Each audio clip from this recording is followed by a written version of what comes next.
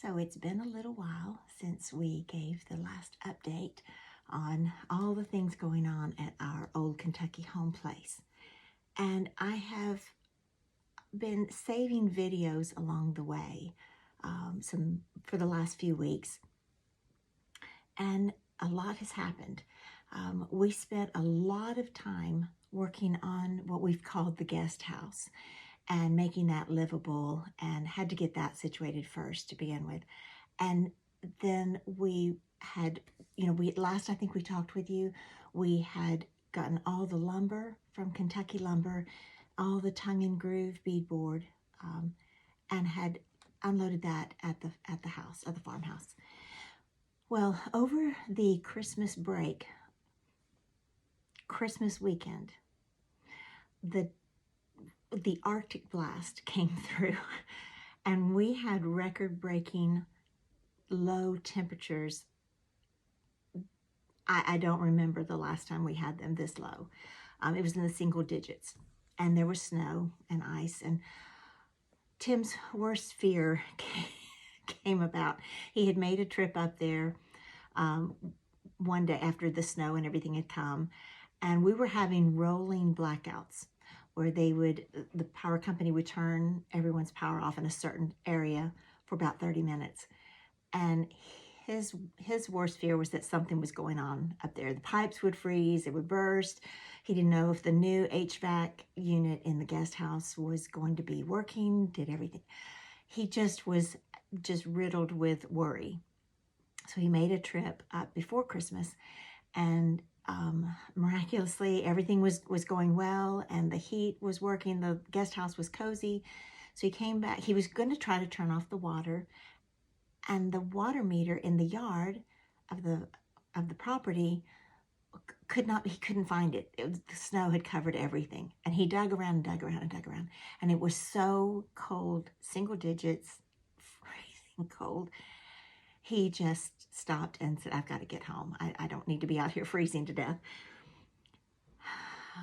The next couple of days, as it started warming up, he just couldn't rest until he made another trip there and discovered that his worst fears. In the main house, the bathroom upstairs, the pipes had burst, and water was trickling down through the ceiling into the kitchen area, what is to be the kitchen, over all of that wood, that poplar tongue and groove beadboard stacked in the kitchen.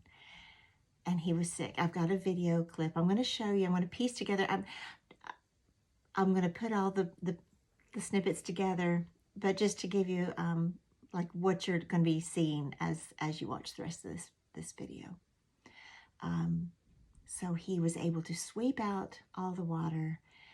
At this point, he was able to locate the water meter and turn that up. He said the snow had melted right around the water meter. It was miraculous for sure. Turned off the water, was able to sweep out the puddles of the water that was puddling there in the kitchen on the wood floors, and so the water was turned off. It stopped the dripping, and he set up some room heaters, little heaters, electrical heaters, not gas or anything, just so that it would help dry out. And just prayed, praying this large amount of wood was not ruined. And when he was able to go up the next weekend, everything was okay. Then last weekend, he and his friend, handyman extraordinaire, Terry, he and Terry were, and our son Kale was able to go up with them, and they began installing the beadboard in what will be the master bedroom. So you will be seeing videos of that. Kale was able to take his GoPro and do some time-lapse videos. So I'm going to include those. So you might want to get a hot cup of tea, hot cup of coffee, piece of pie, to watch all these little videos. And as we piece together the process, the things, we wanted you to see the good, the bad, the ugly, and then the good again, and the progress. And a couple more things that you'll see. When you enter the front door and you're in the entryway, the reception hall is what it's called on the blueprints, the foyer. To the right was the parlor, sitting room. That is what we're turning into our bedroom, our master bedroom. And the opening, the former owners had opened that up, that space where it had just been a doorway for just a typical door. Well, we needed to bring that back in because there's an extra door out in the little garden shed, what's going to be my garden shed. There was an extra door with the transom window. So they had measured and making sure that will fit in that space. And so you'll see some of that. And then when I came back around after they had gotten it all framed in, and the tongue and groove is going up that area as well. They were making great progress when I left. I had to come on back home. I don't drive well after dark, especially on those interstates. So I came on back home and left them. They were, I think, beginning on the bay end of the master bedroom. The very last little snippet, there's, or at some point, I don't know where I'll piece it in there, but Tim found on eBay, I guess, he had been looking at the front door, and it has a long window. Like, it's not where our little cottage in Franklin, it had a big window, but there was the twisty bell that turned just right, and it made a little ringing sound, and I had loved that. It was a memory from childhood. Well, Tim was looking at the front door of our house now, and this long window. They could not have put one of those twisty doorbells on there.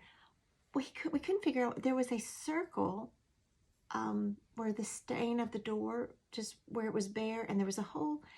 And he called me last week and he said, Christy, this is where they had a twisty bell. So he got online. He'd gotten the door to work. Terry had shaved down just enough of the bottom where they could close the door and use the skeleton key, and he could get the door to close. And he had seen this, so he ordered. It was a set of 2 of these twisty doorbells, brass, circular. He got the door. There's another door in the living room that goes out to the porch. And he said, well, we could put one on that as well, because I have this set of these 2 twisty bells. So you'll see and hear the little ring of the bell, and we're just, it's a lot of work, and it's a big mess right now. But at least maybe this will get you caught up on where we're at. And now that we're able to get going on this, we're hoping that the things will move along quickly or faster, or at a faster pace. The plan is we're looking towards summer for moving in. We still have to sell our home here, and we're hearing that spring will be a good time for that, and so hopefully by the end of summer we'll be moved in. That's the plan. So I'm gonna stop here, and as always, if you have questions, leave a comment. This is my channel. This has been my channel all this time, and we're kind of taking over with this project, but we hope to include some other things as well with my sewing as I have time and can work that in. It's kind of had to be put on the back burner for a while with school and lots going on in our world. So hope you'll enjoy this. If you do, you can subscribe to this channel and hit the little bell with the notifications so you can keep up as new videos are posted. So hope you enjoy, and we'll talk to you soon.